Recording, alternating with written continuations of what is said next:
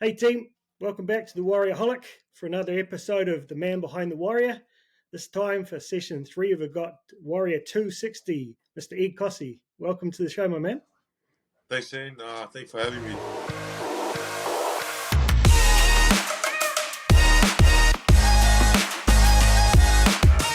Yeah, it's really exciting to get one of the younger fellas on here and to learn a bit more about you tonight. So thanks for coming on. No worries, brother. So just quickly for those who might not have seen one of these, the whole idea is to kind of give the fans a little bit more of an understanding about the man behind the jersey and maybe learn a few things we don't know about the brother here. So we're going to start out with a little bit of a background of where he grew up and maybe a bit about his family and the sports and stuff he played, his journey to the Warriors, and then eventually into how things are going this year in 2023. So enjoy the ride; should be pretty interesting. So, my man, tell us about where you grew up. I had a bit of a look there and saw you went to high school and stuff in Auckland, but is that where you were born and where you grew up? Yeah, so most of my life, all of my life here in Auckland. Sort of intended primary and intermediate in Manurewa. And I spent 13 years of my life there before I moved to Mangere, which I attended high school at De La Salle College. And so, yeah, all my life in Auckland. Oh, yeah. So, what about your family? You got brothers and sisters? Yeah, so got quite a big family. So mum and dad, and I have 5 other siblings. Wow. Yeah, so we're all staying at the moment. 2 are in school, and 4 of us are working. So, where do you fit? Are you in the middle? Or are you one of the older ones? I'm the oldest. Oh, yeah. Okay. So, I bet some of the younger ones are learning some good footy skills off the big bro. Yeah, I hope so. Brother who's playing in, in the Fox comp, so yeah. Oh, awesome. Oh, there we go. We might get another one of the Kosi brothers at the club, eh? That'd be awesome. So, did you play other sports growing up, or did you just go straight into league? Um, nah, well, in high school, I didn't play any sports, to be honest. Oh, really? I was a bit of a sort of like a late bloomer. To come out of high school is when I sort of took rugby league serious. But in high school, I didn't play because I at De La Salle College it was only a union school, so I'm a big fan of union. I might hurt some feelings, but No, bro, it's all good. I've always been a leaguey at heart. So I played most of my played league at Mangere Hawks. Nice. So you didn't try anything like basketball or anything back in the day, being such a tall fella? No, I didn't actually. I love basketball every now and then just for a little bit of fun, but no, I didn't take basketball serious. Man, I used to love basketball when I was up until about fourth form, and then everyone else kept growing and I didn't. So, like you saw that when I met you in Auckland, there I come up to about your elbow. So, what sort of kid were you when you were growing up? Were you quite outgoing and always out in the street with your mates, or were you like a bit more reserved and at home? um, when you say that, I start to think I was a bit of a in the middle. So, growing up, I was a Sorry, bit, when I say in the streets, I mean just hanging out, not being yeah, like a rat bag in the streets. yeah. I was growing up in Manurewa. I was a bit of a little naughty kid, I guess. Running around, no shirt on, playing rugby at the park with my other mates and stuff like that. So, sort of growing up in Manurewa was that's how life was. Come home pretty late, at like Yeah. 10 to 15. So, life like that when I was young was pretty outgoing, but sort of now, sort of into high school, and at the end of high school, I started staying home and stuff like that. So it's a bit of Oh, a chill, play the game like that. So, um, yeah. yeah. How were you with the study? Did you enjoy the study side of school or just the social side? I'd be lying if I told you I was started study, but nah. To be honest, I loved my sport, and at the back end of high school, I knew I sort of wanted to take the professional road to play footy, which I think I might touch on a little later. Oh yeah, awesome. Yeah, I mean, I was no studier at school, man. All I did is play sport and hang out with my mates. Yeah, I fell in love with study a little bit later on in life, but yeah, I can empathise with that. You know, a lot of young Kiwi boys, it's all about hanging out and playing footy or doing some kind of wrestling or something. yeah. So you sort of mentioned, you know, you started to think about professional footy as a pathway when you're in high school. So did you already have a bit of an idea you're a pretty good player? Um, to be honest, I started playing rugby league with Mangry at around 13 to 14 years of age. I think it was, if I can remember correctly. Um, and sort of from there, I think that's when I kind of switched on and was like, maybe a little bit down the track, I could take it serious. I wasn't the best footy player growing up in the junior grades. And sort of when I hit 17, 18 is when I thought maybe I could take it serious. And I don't know, sort of, I think there was a trial, which I'm not sure if you know, but the club was holding annual trials, and sort of that's where I come Yeah. through. Yeah. Oh, so what position did you play when you're a really young fella? Uh, there's some, yeah. So I started. You might have a laugh at this one, but I started in the halves. Um, Really? yes. Oh, To think of it now, because I'm a pretty big boy, and someone like me to play in the halves at a young age is, um, yeah, mate, I was a first five in rugby. You wouldn't know that looking at me. Yeah, it's interesting. Like, you know, it's quite classic, really, to start taking it sort of seriously around 13, and then you know actually getting there to be professional, right? Um, I reckon you got to start pretty early. So, was it the first trial they picked you up from, or did you have to go to a couple? um, yeah. So that first trial was a open invite, I think it was. So there were quite a few boys there that first day. Um, I remember coming into the trial, I didn't know what to expect, but I've seen so many boys just lining up, lacing up the boots, and I kind of got nervous and stuff like that. But as soon as I hit the field, I kind of hit the ground running. I was just thinking of, to be honest, myself and how well I performed. So I think Awesome. well enough that day, and I remember Tony Edel, Sponge, come up to me and sort of pick me out of the crowd and say that I was invited to the second day, which was a closed day for the boys that they handpicked. So that second day was a much harder than that first day. I remember that. So um, yeah, that's sort of how everything started. Any of the other boys you're playing with, like at the club now, in the trial, and at that time that you remember? Nah, just me. Unfortunately, yeah, just me. Wow, one of Um, hundreds. yeah, so that's a pretty proud moment for myself. I didn't really think of Oh, it like that, to be honest. Now that you say that, but yeah, I'm pretty proud of it. that's awesome. Were you playing at centre or wing in those days?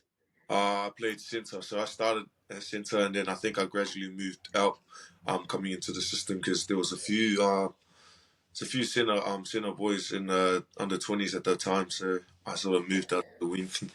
Which do you prefer? Are you still like a dreams of going back to centre one day, or do you like the wing now? To be honest, I have been thinking about sort of moving on. I do love the centre position and sort of the role that they play. Like I don't mind getting early ball and stuff like that. I feel like I got a strong carry and stuff like that. So I don't know. I do, yeah, do think about it sometimes. But It's the wing. it's it's crazy, you know. Like when I started watching league way before you were born, you know, the centres were generally maybe I don't know, maybe a meter 80 max and probably 85, 90 kgs. Yeah, And these days, you know, like anyone under meter 90 struggles, it seems, you know, yeah. particularly under that high ball. So they kind of picked you up and got you to the second trial. And then how did that lead to getting into the actual system? Was it straight from there, or was there a step in the process? Yeah, so after that second day trial, I remember they didn't really say much, but I think they said that look at him, and we'll sort of send out an email and tell which boys invited. I think it was to the first preseason, so preseason for under 20s that year. I think it was for the 2018 season for Jersey Fleet. And I remember it wasn't guaranteed, so you had to sort of train well in that preseason leading up to the season. But coming through the Warriors junior grades. I guess, yeah, it must be a real shock to the system, like even guys who probably trained hard as kids or whatever, but then to get into that professional environment and Yeah, go up a level. Uh, I always had dreams of playing footy in Australia, like watching it on TV, but I don't think I would have ever made it through preseason. I wouldn't have been yeah. mentally tough enough. So that's awesome. So, what year was that when you joined into the Jersey Fleet? So that was at the end of 2017. So the 2017 preseason into 2018. Yep. So started in November. I remember going through November, December was a tough start for myself individually, but I think as the preseason went on, I think after Christmas I come back and I think I sort of impressed Ricky Henry and the other coaching staff. So I was a bit raw at the time too. So I'd never been in the system, sort of that high level before. Yeah. But I sort of when I look back at it now and to see how far I've come, I'm pretty. Um, I have a little laugh as well because I was raw as like. Yeah, No, you seem like a very humble young man. Is that your family values or just your natural kind of um, instinct? yeah, I feel it just comes natural. Like I'm not really a talker in amongst the group. Like I think some of the boys know that because when it comes to game days, they sort of don't hear much out of me. But I know that's one of my work-ons as well. Like I know some of the players really try to get me to talk up, be confident in my voice and sort of my ability. So um, even though I don't like to talk, I know I have to talk because it comes with the job and the territory. Good practice to know, man. Yeah, it was kind of one of those things. Until I met you at the ground there, I honestly had never heard your voice. I didn't remember seeing you in an interview. Just kind of racked my brain and Yeah, trying to think of the guys that would be interesting to get on. Like, I've always been a big Jazz fan, so he yeah, was my first target. It took me ages to kind yeah. of stalk him on Insta to get him to come on. But then I think, I've always been a fan. I like the way you're sort of this little quiet assassin in the background. I thought, I bet not too many people get to hear from him, so Yeah. I hunted you out there. So I appreciate that. But you're a good speaker, man. You should be confident. Thank you. I mean, I guess the more famous you get, the more you're going to have to get used to it. Yeah, So, how did it go from Jersey Flag? Did you go through in reserve grade as well? I played 2 seasons Jersey Flag, 19 and 20. 2019 was my last year for Jersey Flag. And then I think 2019 that first round I made my cup debut. So I think for me it was pretty quick. I think it was to sort of come from 20s or first year and then sort of jump up to um, reserve grade. So it sort of went from there. And I think I played 3 games that first 3 rounds of 2019. Then went back to 20s, which was a good experience for me. I sort of play reserve grade to the NRL and get smashed Yeah. by the older boys. Yeah, it was good. Was a big difference? Yeah, big difference in terms of contact. I know 20s was it's pretty fast, but because there's no wrestle. But when it came to the cup and I noticed the change of body. You get guys like James Gavitt and that, the old, warriors who've been in there and done that and come and smash up the young fellas and get them ready. And I think that's one thing, we probably miss a little bit in New Zealand is that, playing against that high quality, Yeah, guys are coming down to prepare you guys. So it must have been. So were you meant to be in the cup team when COVID sort of broke out? Where were you sitting when that happened? yeah. So I think that was the 2020 year. So I do remember doing preseason with NRL. That was my first preseason too. Um, 2019 into the 2020 season, but then I didn't head over. I remember there was a round one game against the Knights, and they sort of said that they weren't able to come back home, and they asked me if I had wanted to come home or stay. And I think at the time I told them that I wanted to come home because I was a bit unsure how long it would take until I could come back home. So I remember I came home that 2020 year, and looking back at it now, I sort of regret that decision because it sort of hindered my development. Yes, so yeah, that 2020 season came home, and I remember I stayed home, and yeah, just sort of seeing the boys play that year was pretty tough. But I know that was on my own doing because I chose Yeah. to So what yeah. happened? Did you guys train back at home here during that season as a group, or was it pretty much like not much going on? Yeah, there was. I didn't think there was much going on at the start of 2020. I think yes, as soon as I came back home, I remember we were told to sort of train on our own and make sure we get trainings in because COVID protocols were pretty strict at that time. So Yeah. go out and see anyone or stuff like that. So um, I remember those first few months was pretty tough because I don't think we were even allowed to go outside at the time. So to try and train at home, and I remember I think it was halfway through that year. They sort of brought up the Fox comp against um, Richmond Bulldogs up in Grey Lynn. Me and a few of the other Jersey Flegg boys. So that was the Cup boys at the time. So we sort of played there for that 2020 season. Oh, that would have been good for the locals, kind of getting those higher level players in there. So then, how did everything sort of play out for the next season for 2021? Yeah. So after that 2020 season, I think that was when COVID protocols sort of died down, and I remember they kept those boys that were here, training here. They sort of brought them in at the start of preseason in November, and we started training here at Mount Smart, Go Media Stadium, sorry. And we sort of Good just, man. yeah, we started training here in Auckland, and I think they had a group over in, I can't remember the name of the place, but over in somewhere in Sydney, they had all the Australian boys who, at the time, we didn't meet them, like sort of like Marcelo and that, who were over there training. So we sort of had two bases in Sydney and Auckland, and I remember I think after Christmas, so January, we headed over to Tamworth where we met up with the Australian boys.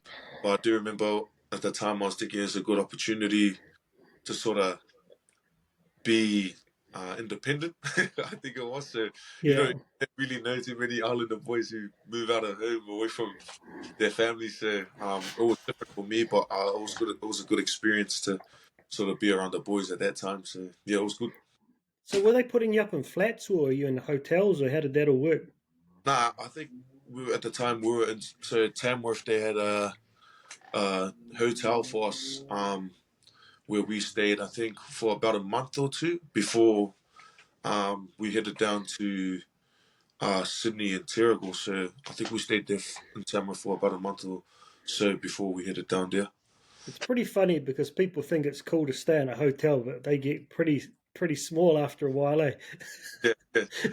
Yeah, it was pretty tough for some of the boys who had families back home here in Auckland. So they do sort of, oh yeah, hotels are nice and stuff like that. They should be, but pretty tough when you're doing it by yourself.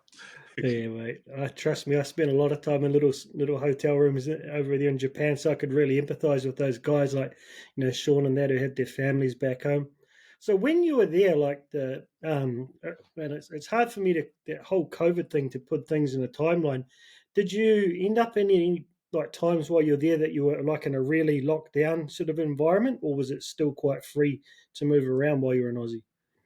Nah, I think when I was over there, I think the year before that they were pretty strict. I heard some stories about the boys not being able to go um out of their rooms unless it was for training. But I think that year that I went over in 21, it was all right. Like we were allowed to go out for training and then go out to walk, say to the shops or something like that to get like food. So I mean, at the time, I think it was all right. Even when we did hit it down to Terrigal was pretty good as well. So I think Yeah. there were some protocols. It wasn't as strict. So, what was the plan when you went over there that year? Was it to play some kind of reserve grade, or you like kind of given the word you might get a debut? Um, to be honest, when I look at it, I sort of hit it over there, like knowing like the ultimate goal was to sort of make my debut.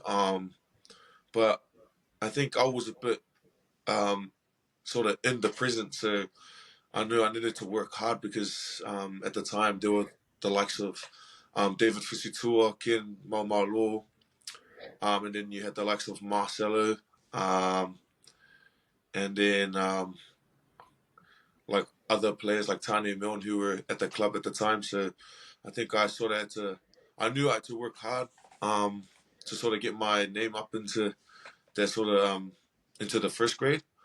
But my goal was to play reserve grade and sort of work hard and earn the right to make my debut, which I think later on, I think it was a bit early to my debut. So yeah, So, how many games were you playing in? Was it the Dolphins? yeah. Like that must have been weird because it's not really part of your system, and not knowing who you should listen to with your training and stuff.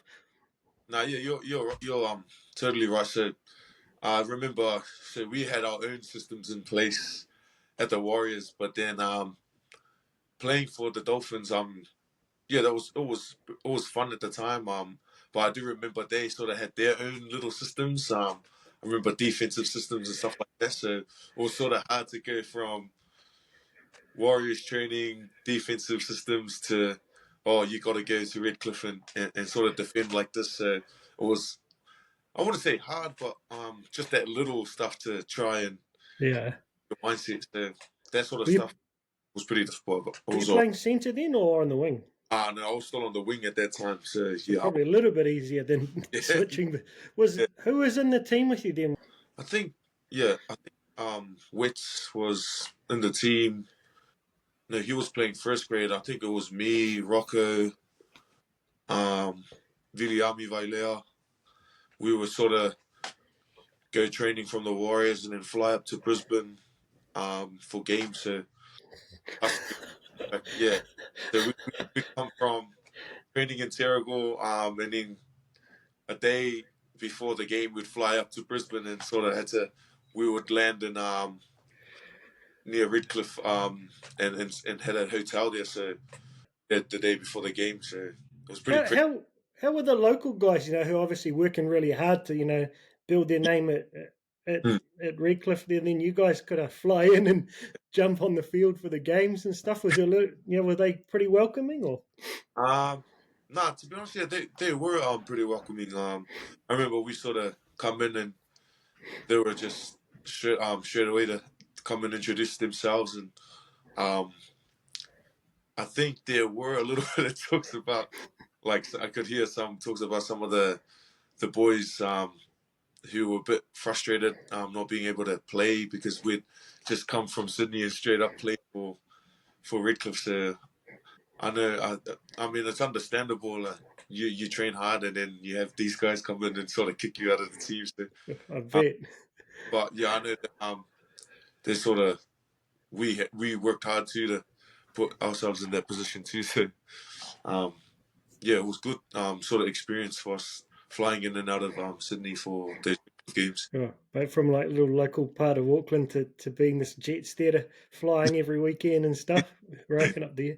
So how was it being away from your mum and dad at that time? Was it I guess it is like a big chance to grow up. Was it kind of like a big adventure, or did you start to get pretty homesick? Um, yeah, in the start of so when I sort of went over, yeah, I was sort of in a good mindset. Sort of I knew it was a good opportunity for me to develop my game even more. But I think as time went on, I sort of grew a little bit homesick, and um, like I said before, you don't hear too many island boys move out of home early. So for me, it was a different experience. But I try to stay positive. I think I did. I mean, most of the time I did stay positive and sort of took it as a good opportunity to sort of be independent and not rely on mum and dad so much. So Yeah, it was good. yeah. Yeah, good for me. Yeah, I remember hearing an interview with Isaiah Papali'i when he went to Parramatta, and he sort of said that was one of the big things that sort of forcing himself to live like a man, and helped him kind of grow up pretty quick and helped his game as well. So you're kind of over there, you're flying backwards and forwards, playing reserve grade. How did the debut come about? Yeah, debut is pretty funny story. So I think it was 7 rounds into Q Cup, which is the grade up in Brisbane. And I remember I think I was 18th man in the lead up to that debut game. And sort of I prepared myself to be honest, I wasn't really thinking that I would get a crack. But I think I was 18th man for the round 7 game, the ANZAC game up in or down in Amy Park. And there's a funny story too in that one, where Rog sort of he I think he broke his finger and during the warm up, and they sort of gave me a scare like, oh, get ready. ANZAC game. Almost like I just sort of gave them this stare like, man, like, is this really happening? But I think Rog continued on. I think he played that game. So um that next round I was 18 man again and did captain's run. Then the following day, game day, I remember getting changed in one of the I think it was Viliami's room, Viliami Vailea, and we're sort of just getting ready to go into the team room and sort of get the rundown from Brownie before we headed off to the game. And then I recall Brownie, I could hear my name in the background in the halls, like, where's Koss, where's Koss? And I was like, why is everyone calling my name? And sort of he come through the door knocking and he's like, where's Koss? And I was in the room so I could hear him call my name and I was like, I walked out slowly like, and then he's, can I have a chat to you, man? And I sort of walk over and he's like, how do you feel about making your debut today? And I was like, I remember just giving him this look like, what? Like, I was just in my own headspace, like, no way this is happening. And then at the time I was like shocked, like I didn't know what to say to him. He was like sort of asking me like if I'm ready, and I said, yeah, I think so. And then he let the boys know that I was debuting, and to hear the boys sort of congratulate me and stuff before we headed off to the game was pretty special moment for myself. Oh man, I mean, it should be a private moment, but I do as a fan love it when you see those the announcements, or like they hide a camera in there at some of the clubs and call the guy in Yeah, and do it. It must be, and there's things I've worked towards in my life, but none of them would probably that lead to that one moment like that. So to see it as a fan, it's really awesome.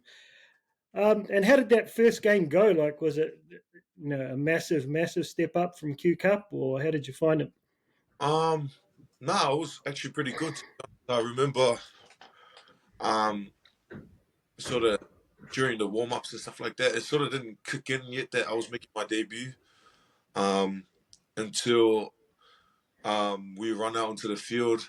I seen the crowd and stuff like that, and I knew like as soon as I got onto the field that it was happening.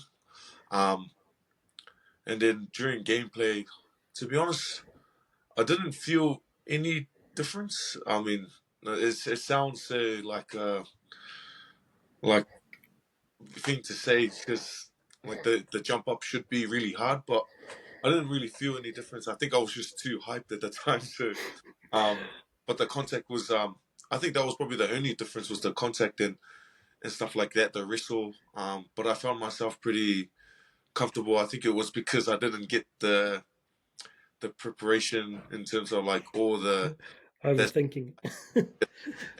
thought I had my game. 'Cause I It was didn't have just yeah, all that stuff. So, Was Jason Tamalolo playing that game? yeah, he was playing that game. Did you have to tackle him? Yeah, I didn't have to tackle him though. I was pretty lucky, but I do remember running his way a few times to sort of put the step on. So, but Oh, yeah, bro, I would. that was for myself. I'll that one off too.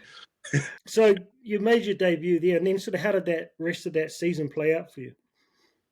Yeah. So after that year sort of played out slow. I think I played the next game, which was that Manly game. And even that was another big step up for me. So sort of playing against the likes of Tom Trbojevic, his brother Jake.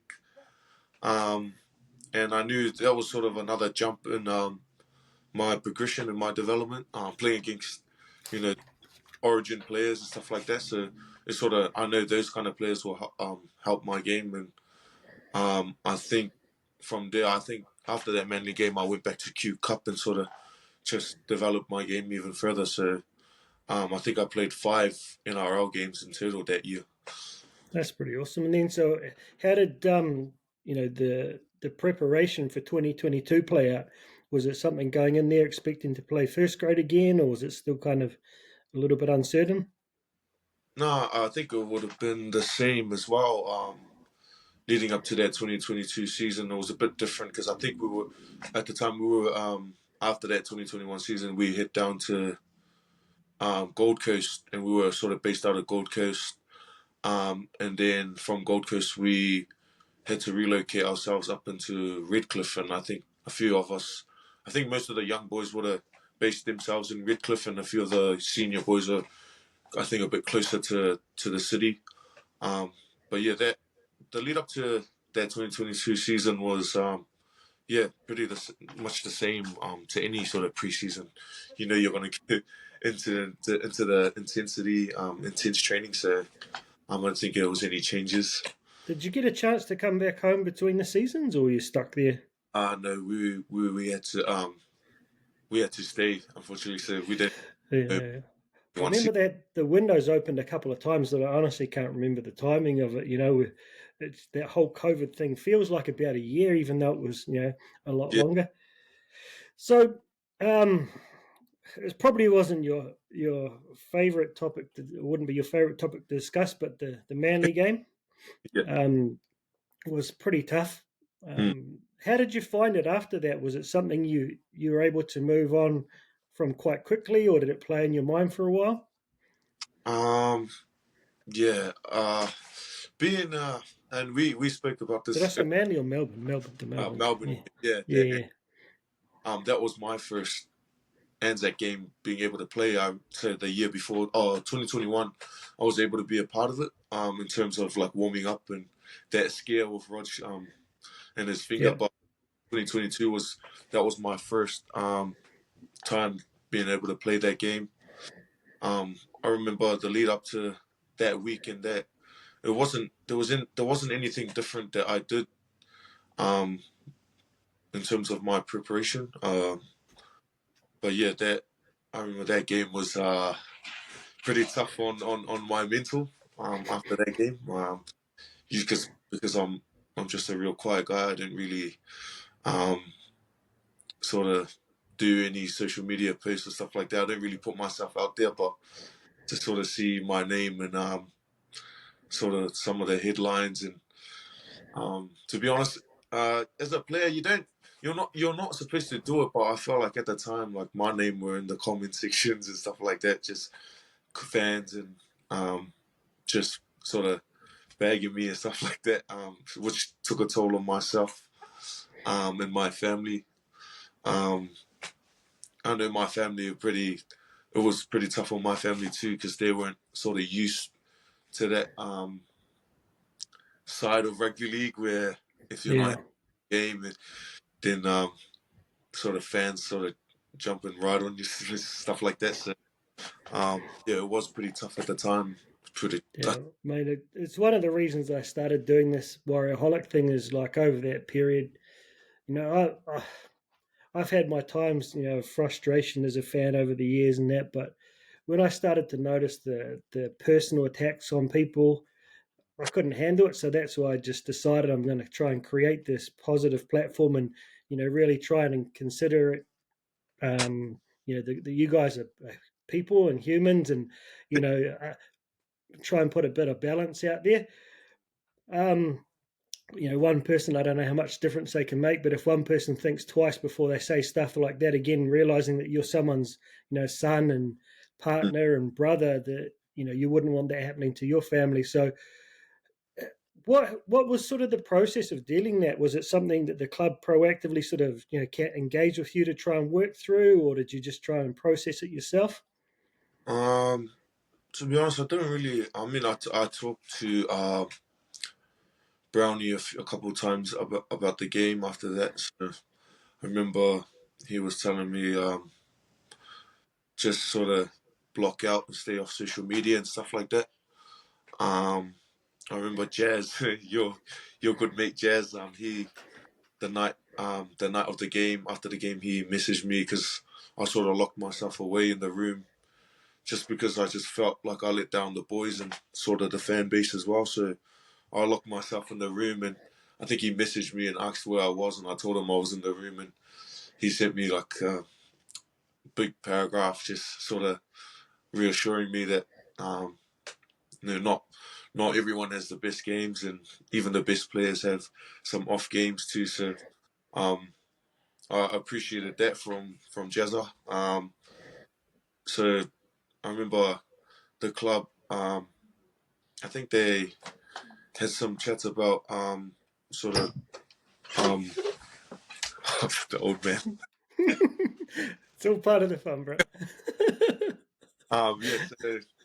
I think I went away into reserve grade and sort of try to gain my confidence again in terms of footy, which I think it helped me sort of switch off in terms of first grade. Not that I wanted to not play first grade, but it was sort of good for me to stay away from that high intensity stuff.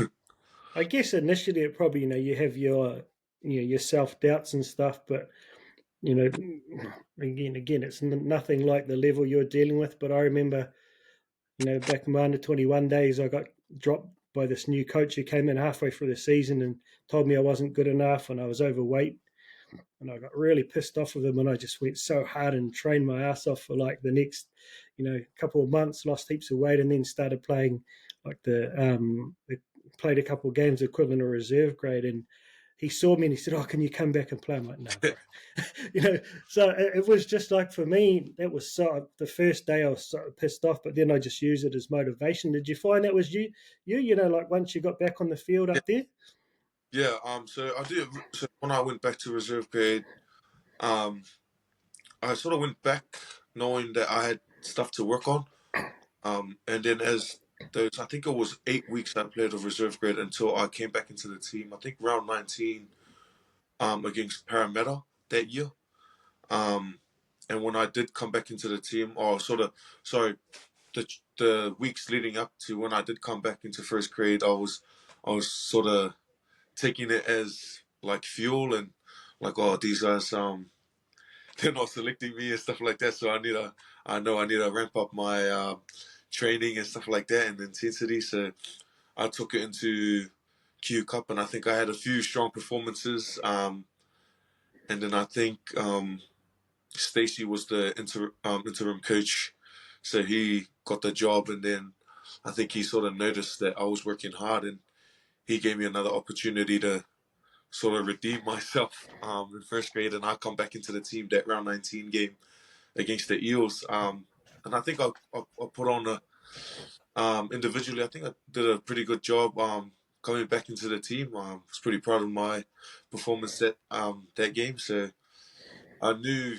coming into the game was pretty nerve wracking because that was the last time I played since the ANZAC. So I was pretty nervous at the time warming up for. Um, no, it was good. It was good. Mate, it's awesome that it, like they always say, what doesn't break you makes you stronger. Um, and I appreciate you being so candid and talking about it, because it probably does bring up some memories. but it's just a good example just to share with the fans that it does impact on you, and it's a shame that a lot of athletes are probably hesitant to go out there and put themselves out there on social media because of what comes back. Yeah. So yeah, it's nice you shared that. So how did you find that sort of last few months last year when you're sort of still stuck over there, and Stace has come in and guys are sort of starting to say they don't want to be there anymore?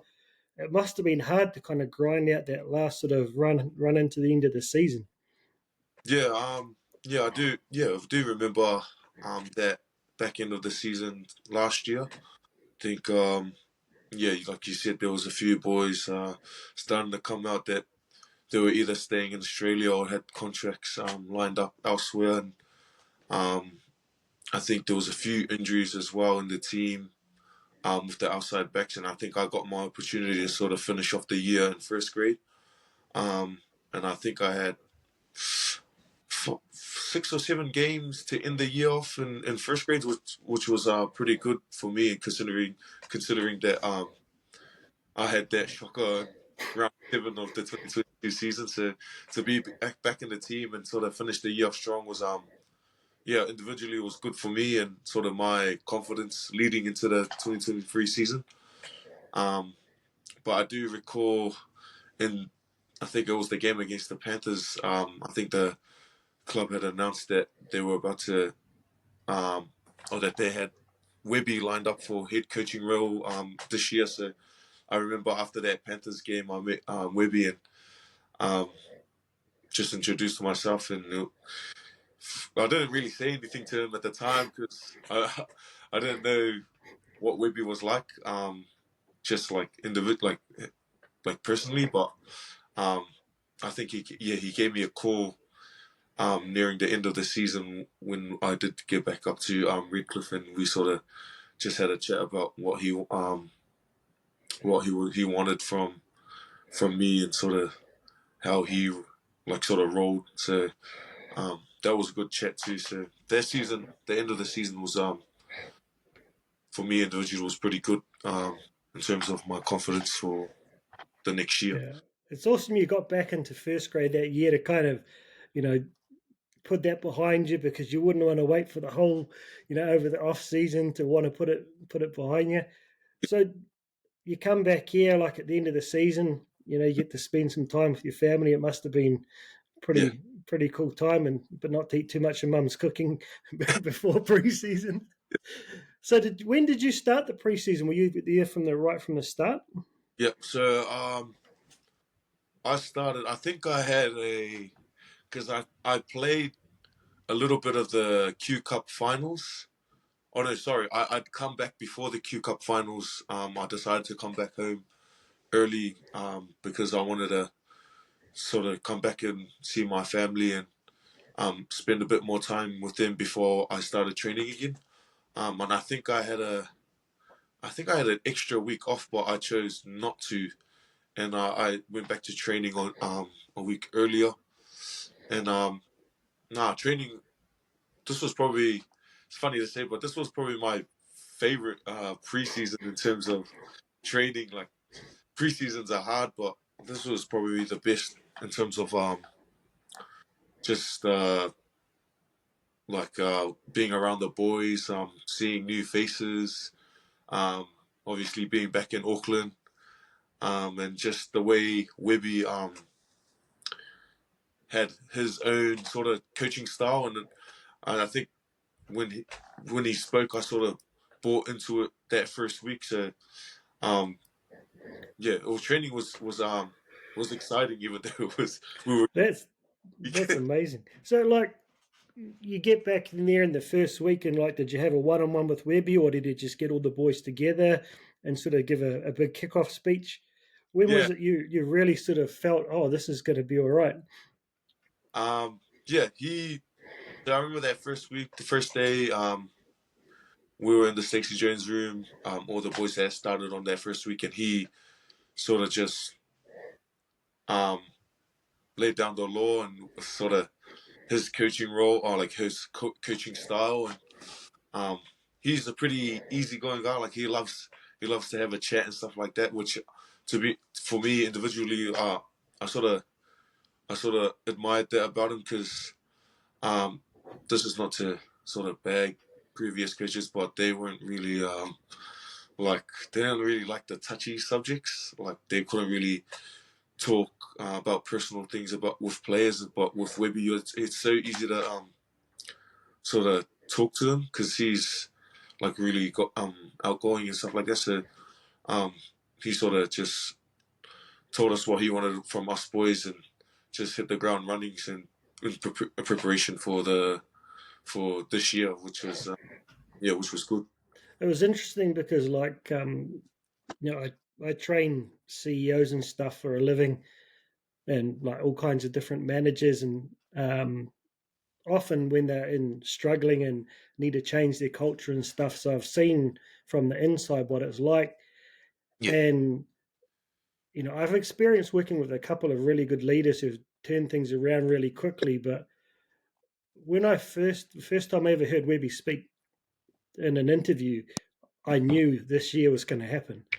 yeah, As a person who trains leaders, like everything he said was so clear, it's concise, it was realistic, it yeah, was motivation. And I interviewed 3 fans, just random fans who follow my page last night, just talking about their Warriors journey and about this year.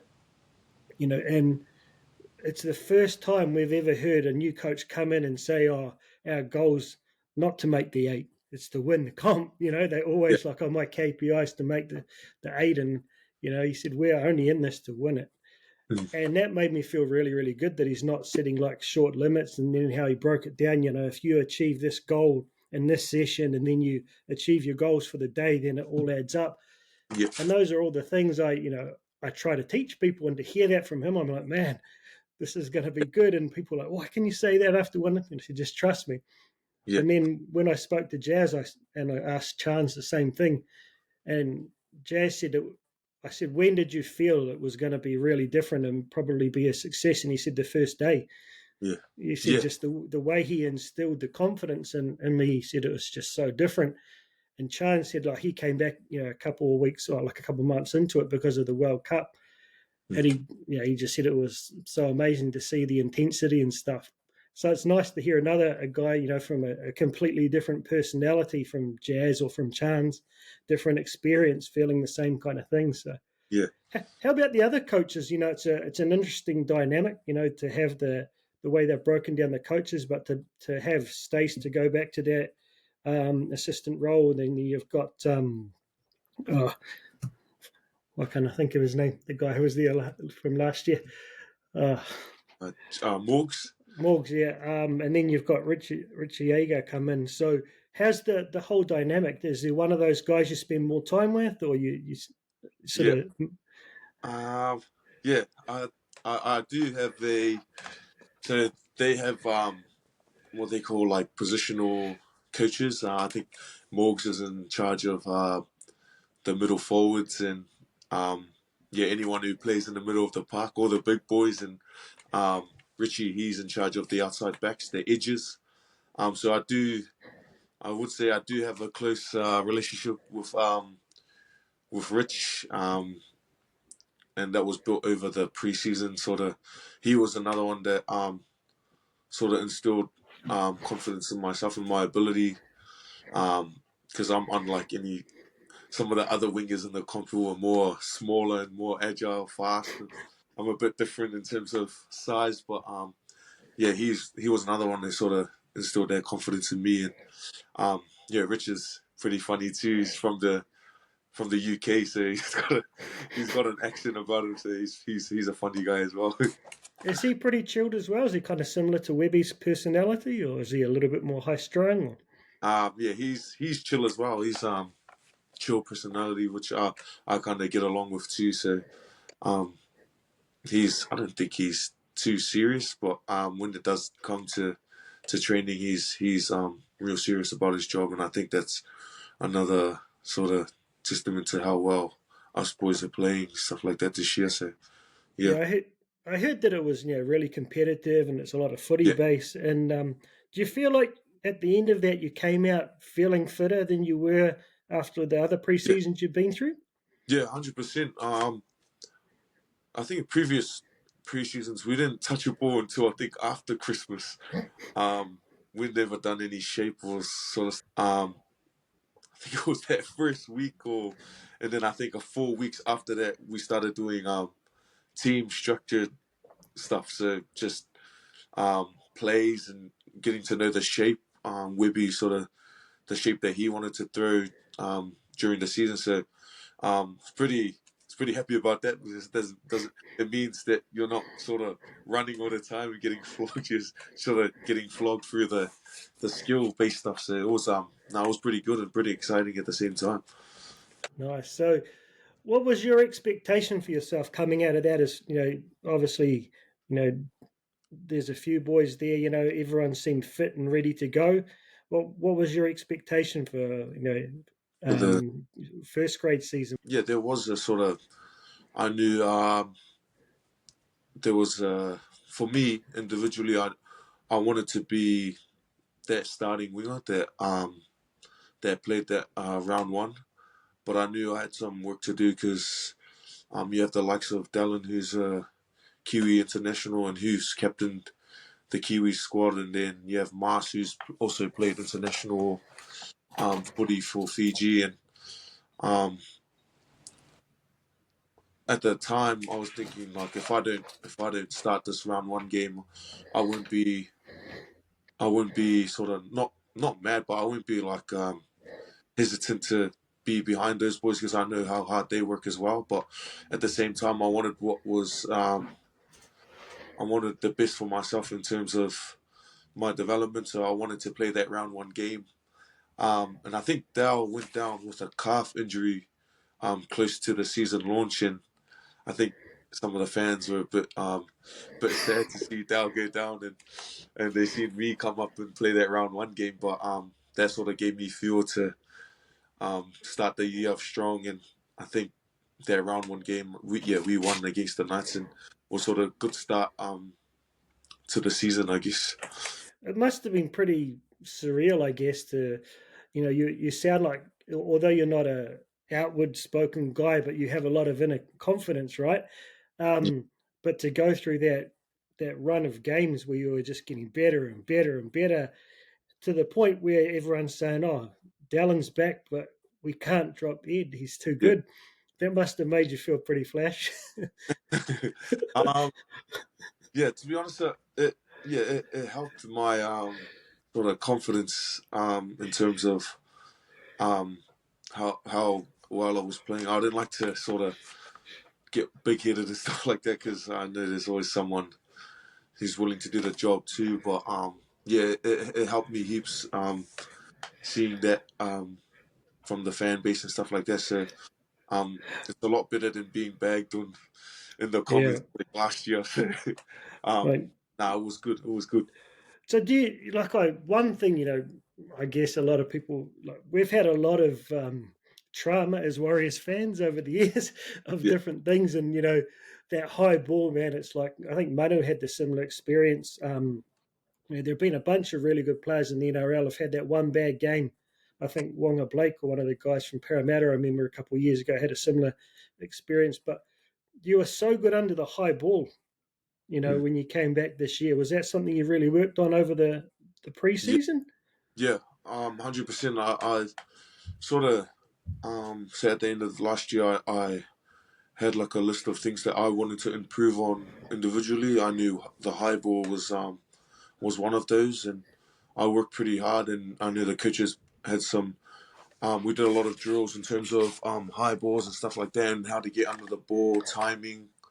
Um, they put out the pads as well. And the coaches will have a pad at the back, and we just practice getting up and stuff like that. So, um, yeah, the OBs throughout the preseason did a lot of hard work in terms of high ball stuff, getting under the ball. So, yeah, that We was one. noticed, bro. We noticed it was like Yeah, so mean to watch. So you go through that whole, I guess it was interesting because like for me watching as a fan that first trial game from the Tigers and then seeing the SG Ball guys all coming out and playing this whole new shape and with the yeah, same kind of control round one, we came up. I was there at round one in Wellington, and you know, it was a little bit nerve wracking. The first try they get in, but just seeing the boys when we actually got into rhythm, it was like wow. But then hearing Webby say that was good, but we're not there.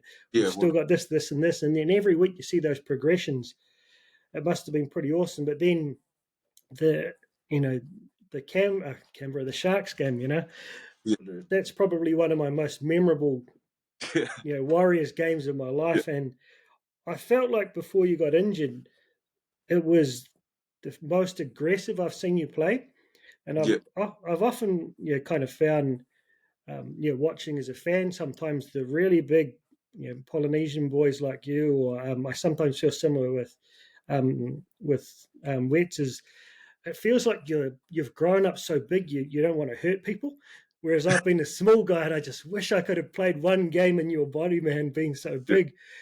And so it's almost like you're not overly aggressive. mm, I don't know why, watching yeah, from the outside, but that game there, watching that competition between you and Mulatalo, it was really fun to see how you weren't backing down, yeah, and you probably had a laugh about it afterwards, but to see that you could take that kind of controlled aggression to the mm, next level, I thought, man, and to go out the way you did with the best hit I've seen all season, um, it must have been like a real sort of, I don't know, emotional roller coaster to be part of that game and then get injured. yeah. Yeah, that Sharks game was a real memorable one for me. I do remember Ronaldo just sort of bagging me the whole game and sort of trying to get in my head. I think he got into my head a little bit. I think I gave him a little slap at the back of the head, but yeah, that game was one of not the best game that I've played. In terms of a comeback. And then Shawnee slotting their goal kick at the end to put us in front. And then to play that Magic Round game, that was my first Magic Round as well. So sort of play Magic Round and play against a high level team like Penrith Panthers who've Oh, it was Penrith, yeah. It was a Penrith yeah, one where you did that knee, yeah. yeah, That's right. so, Yeah, no, that was the hit, yeah. I agree. That was one of my first ever TikToks I put up, and mm, like, man, everyone was like, yeah. Oh, so yeah, that's right, man. This year's been such a blur. Um, so to go from that high, and then is that your first kind of serious injury yeah, since you started to turn pro? How's that been? From going riding that high and yeah, being the man, and all of a sudden you're on the sideline for you don't know how long. yeah.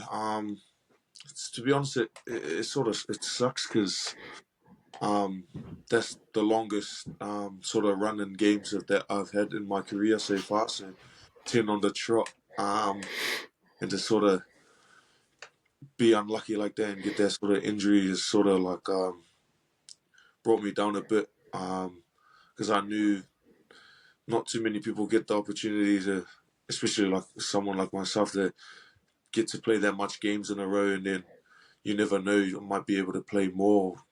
So to get that pretty yeah, it was pretty tough mentally on myself. So just being able to be positive during my rehab was something I try to instill.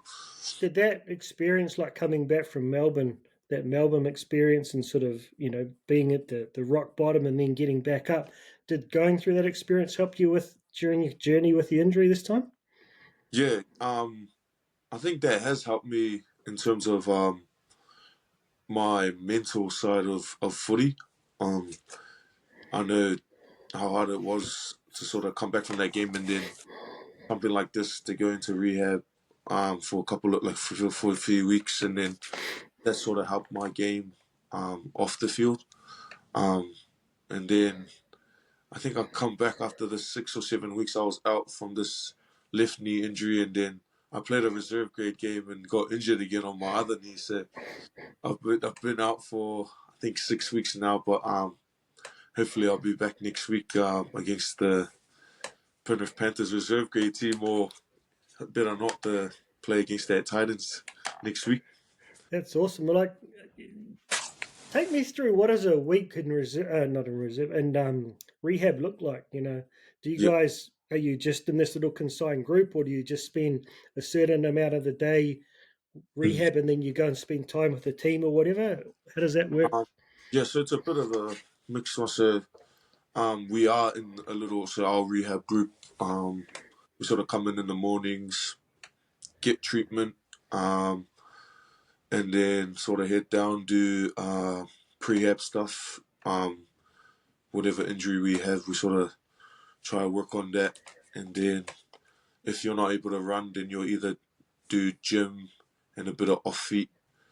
But it's all dependent on what injuries you're carrying. And then as you progress through the rehab and you're starting able to get into the high intensity training, then you start to head out onto the field and do rehab runs where they're sort of just flogging you again to bring you back up to speed. So How do you maintain that fitness when you've got like a knee injury when you can't do load work? um, it's just all depend. Like I think for myself, I know I struggle at this sometimes, but diet it plays a big role in rehab. Like if you're not looking after your diet, then especially because you're not running heaps and you're not having that high intensity training, you sort of put on a few pounds. But I think that's sort of how you look after yourself, and that's the professional side of it. Yeah, so I think off feet is one of the ways that you work on your fitness while off the field. So you've had an interesting group of characters in there. You know, while you've been off with Tamati Martin and Jazz and a few of the others. Who's the mood maker amongst the boys who kind of lifts you up when you guys are getting a bit down? um, I wouldn't say I know. Tamati and Jazz, when it comes to rehab, they're real hard workers in terms of trying to like they're being professionals about their injuries and stuff like that. So they're working really hard to come back and play footy. Um, I would say there's one character, one of the young boys, Dimitri Sifakula. He was sort of a character in terms of hyping the boys up when they came to training. I know Jazz can get there sometimes too, like sort of just helps the boys in their attitudes and stuff like that. So yeah, it's a good mix of boys in that rehab group. It's funny because like watching him on the field and when he was got his jersey, Dimitri looks really like similar to you. Like that doesn't seem like a big talker and really humble, but is he a bit of a one of Yeah, the clown boys? Is he? off the field. I know some of the boys will probably back me up on that one as well.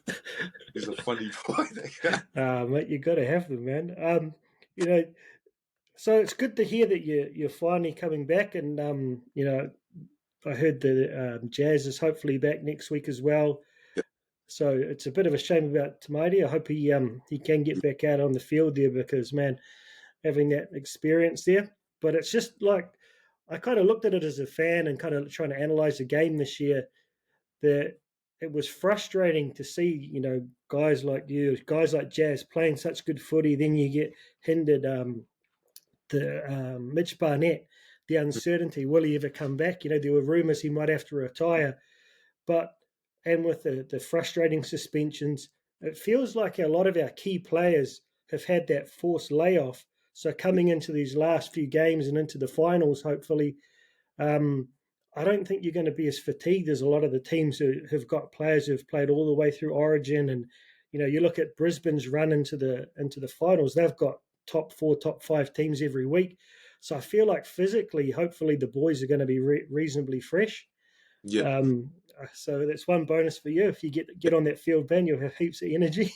yeah. So I'm pretty excited to be back next week. Been a pretty long layoff for myself. I know for Jazz as well too, and to sort of hear that Jazz will be back next week is a good boost for I think not only for NRL but I think if he has to have game time down in reserve grade, and it's a big boost for reserve grade boys too. So to have his Yeah, middle of the park will be much needed. yeah, he's a fun guy. So just a couple of quick ones to finish off with. It's like, do you have like one of the older players in the club there that you kind of look up to as a mentor, or as the guy you go to? You know, as when you need a bit of a chat about something, if it's not Yeah. something you go to the coach with. Um, I have a few, and most of them are sort of in my position, um, position, where I'll go to talk to Marcelo Montoya, Nuck and Dell, just sort of people who know my position, and playing it and have had experience at the highest level. So I talk a lot to those three. I do talk to players like Jazz. I sort of hang around with Bunt as well. He can be a funny character. They sort of just help my mental as well, off the field. So those are probably the players I do look up to and chat to, away from footy, like off the field. So it's interesting because you look from the different ages and the cultural backgrounds and stuff. It's such a diverse team. Yeah, So I guess there are the little groups within the team, yeah, but it seems like it's a really solid yeah, team unit. And we were talking about that as well last night. Um, Watching that game against the Sharks, the most recent one. It was my first time I've ever got to Mount Smart because I've been in Japan most of my life. yeah, So I followed you guys from over there. So to get to Mount Smart and to see that game was just crazy. But I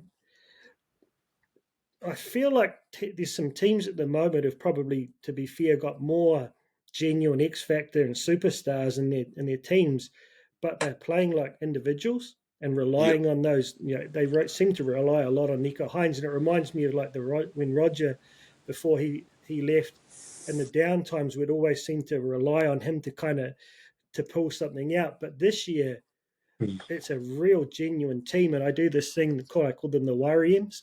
So instead of the Daily M's, so I get all the fans across all my different platforms vote each week on who their top three players were for the yeah, 3-2-1 points, and it's so hard. Like some weeks, maybe the top guy might stand out, but the two and the three, and you'll be happy to know you got a few points there, right? um, it's just so hard to pick because it's such a team effort. Does it feel yeah. different? The way the kind of brotherhood it seems like from the outside. Yeah, 100%. I know compared to last year, this year's group is everyone's a bit tight knit. There's no sort of cliques here and there, no groups. Everyone's real close, and I know you can chat to anyone almost any time you wanted to. So yeah, the boys are real tight, real close group. And you can sort of see it out on the field when the Yeah, boys do. Yeah, no, it's been great. yeah. Because you see, like I remember, um, when the Panthers first sort of started to build that momentum, you could just see the same thing in them, like the Yeah, way they were so happy for each other's success, and yeah, um, to see, like, I've mentioned this a couple of times, like I felt looking at like a guy like Adam last year, he looked lonely out there. yeah, Yeah, he just didn't, he didn't look happy. But mm, this year, just to see him, like he just, and he's in another level, but it seems like he's having fun while he's doing it. yeah, So, and to feel that, from the outside, it's just so nice after everything you guys have been through and yeah. the tough times the boys have been given, like yourself, over the years, to just see that everyone's so happy and the fans are so appreciative. And you know, I've challenged a lot of people, I've like other creators or whatever, to name one player this season who hasn't given their all for Yeah, every minute of every game. mm, And I can honestly, hand on heart, say I can't name one person. yeah, And you go through those. That was frustrating sometimes when you see guys who clearly we didn't feel wanted to be there last year and then left. yeah, That to see that effort from your guys, man, it's just something the fans really, really notice, and we're so yeah, proud of.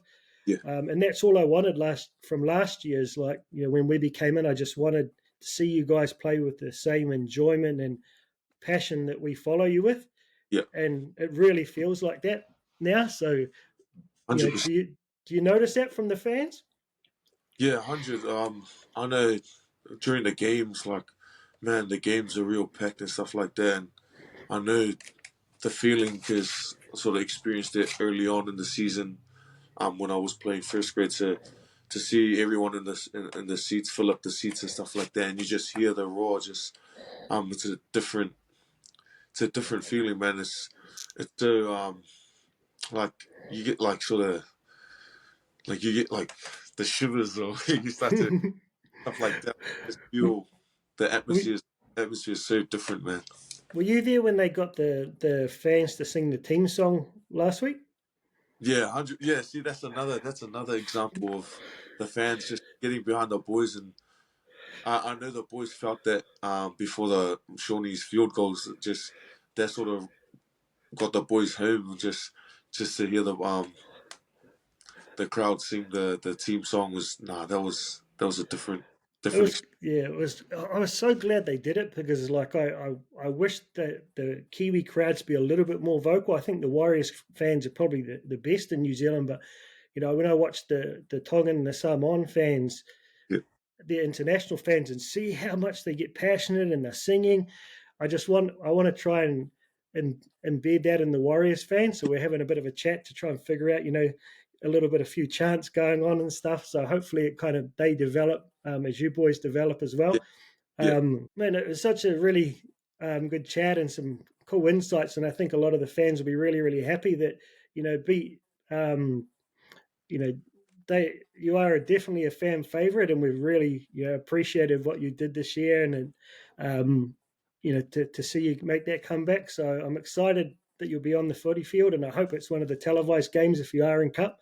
See how yeah, you go there. But I don't want to wish injuries on anyone, but I do hope that maybe like they give a couple of guys a little bit of rest. Mont's body must be getting pretty tired after the battering he takes. yeah, He might need a week off heading into the finals to give him a jump in there and have a chance. So all the yeah. best. Stay safe and enjoy this ride, man. Thank you, brother. Appreciate it. Thanks for having me on. It's No worries. Look, I'm not the type to sort of do interviews, but I know there's hearty fans like you guys deserve to bit of insight. So, thanks for having me on again. I really, really appreciate it, man. So anyway, that's it from the Warriorholic this week. It's great to get some insights. Hopefully, you can encourage a few more of the boys to come on for a chat. But yeah, back in it. Enjoy the break there over the bye, and get those footy boots on next week and get a couple of tries. All right, thanks, brother. Thank you.